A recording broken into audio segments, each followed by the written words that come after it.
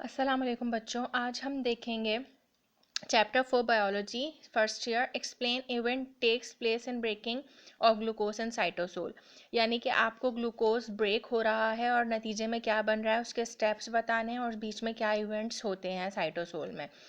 It is an anaerobic breakdown of glucose in two molecules of pyruvate. इसमें क्या होता है कि एनारोबिक ब्रेकडाउन है ये ग्लूकोज का और नतीजे में हमें पायरोवेट के मॉलिक्यूल्स मिलते हैं। इट टेक्स प्लेस पायरोवेट या pyruvic acid.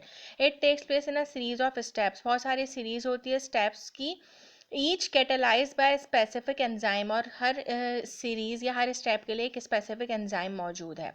All these enzymes are found in cytosol. With these enzymes ATP, nicotine amide nicotine amide dinucleotide are also nuked. Glycolysis can be divided into two phases. अच्छा, अब ये जो glycolysis की जो process है इसका जो है वो दो फेजेस होते हैं। एक तो प्रिपरेटरी फेज होता है और दूसरा ऑक्सीडेटिव फेज होता है। सबसे पहले हम देखते हैं कि ग्लाइकोलाइसिस होती क्या है। ग्लाइकोलाइसिस जो है वो ब्रेक डाउन है। ग्लाइकोलाइसिस मैंने पहले भी बताया था कि ग्लूकोज का ब्रेक डाउन होना ही ग्लाइकोलाइसिस कहलाता है और हमें पायरोविक एसिड मिलता है एंड प्रोडक्ट। ग्लाइकोलाइसिस कब होती है? ये एब्सेंस ऑफ ऑक्सीजन में भी हो सकती है यानी एनारोबिक कंडीशन में, और प्रेजेंस ऑफ ऑक्सीजन में भी हो सकती है यानी एरोबिक कंडीशन में। तो glycolysis can be divided into two phases, एक preparatory phase and an oxidative phase. In the preparatory phase breakdown of glucose occurs. Preparatory phase में क्या होता है? ग्लूकोज टूटता है और एनर्जी एक्सपैंड होती है।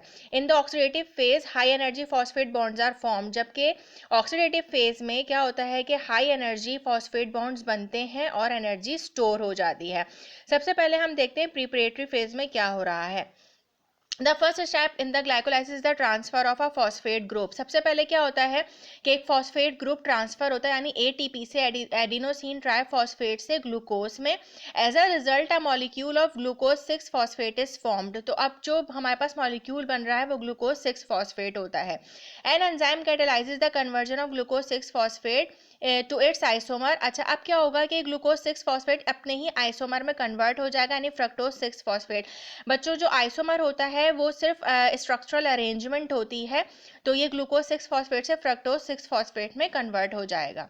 The next step in glycolysis is the enzymatic splitting of fructose. अब यहाँ पे एंजाइम वर्क करेगा और एंजाइम की वजह से ये फ्रक्टोज 1,6 बायफॉस्फेट की स्प्लिटिंग हो जाएगी दो फ्रेगमेंट्स में, और each of these molecules contains यानी दो पार्ट्स में टूट जाएगा और हर मॉलिक्यूल में 3-3 कार्बन एटम्स मौजूद होंगे।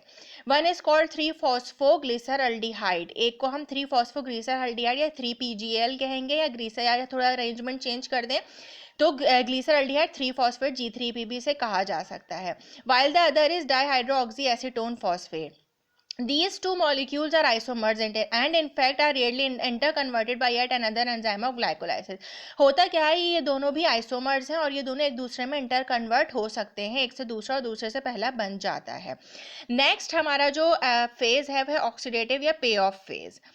The next step in glycolysis is crucial to this process. Two electrons or two hydrogen atoms are removed from the molecule. 3-फॉस्फोग्लिसरल्डिहाइड से दो इलेक्ट्रॉन्स या दो हाइड्रोजन एटम्स रिमूव होते हैं and transfer to a molecule of NAD, और molecules को NAD के पास ट्रांसफर कर देते हैं। This is of course an oxidation reduction reaction. इसे हम ऑक्सीडेशन रिडक्शन रिएक्शन कहते हैं, जो हमने लास्ट टाइम डिस्कस किया था कि लॉस ऑफ इलेक्ट्रॉन या एडिशन ऑफ हाइड्रोजन या लॉस ऑफ हाइड्रोजन, एक से लॉस ऑफ हाइड्रोजन हो रहा होगा तो दूसरे के पास ऐड हो रहा होगा। While the PGL being oxidised and the NAD being reduce. यहाँ क्या होता है, PGL ऑक्सीडाइज्ड हो रहा है और NAD रिड्यूस हो रहा है, यानी NAD के पास H जा रहा है और यहाँ से H लूज हो रहा है। Okay, during this reaction a second phosphate group is donated to the molecule. अब इस रिएक्शन के दौरान क्या होता है कि जो सेकेंड फॉस्फेट ग्रुप है वो डोनेट हो रहा होता है, वो डोनेट कर रहा होता है कौन से मॉलिक्यूल के पास? Inorganic phosphate present in the cell. तो जो रिजल्टिंग मॉलिक्यूल हमारे पास बनेगा वो 1,3-बायफॉस्फोग्लिसरेट PPG बनेगा। The oxidation of PGL is an energy yielding process, thus a high energy phosphate bond is created. अब यहाँ क्या होता है कि एक बहुत ही हाई एनर्जी जो है वो बॉन्ड क्रिएट हो रहा होता है। At very next step in glycolysis, फिर इसके बाद ग्लाइकोलाइसिस में क्या होता है, जो फॉस्फेट ग्रुप होता है ये ट्रांसफर हो जाता है डाइफॉस्फेट में, और उसको डाइफॉस्फेट को किस में कन्वर्ट कर देता है? ट्राइफॉस्फेट में, यानी जब एक फॉस्फेट ग्रुप ज्वाइन होगा तो वो ट्राइफॉस्फेट में कन्वर्ट हो जाएगा और जो एंड प्रोडक्ट बनता है वो 3-फॉस्फोग्लिसरेट या 3PG बनता है।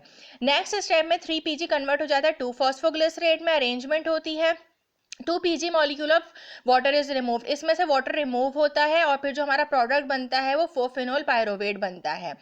PP then gives up its high energy phosphate to convert a second molecule of ADP to ATP. The product is pyruvate या pyruvic acid. It is equivalent to half glucose molecule that has been oxidized to the extent of losing 2 electrons. अब हम ये flow chart में देख सकते हैं, सारी चीज़ें हमें क्लियर नज़र आएंगी और बात क्लियर हो जाएगी.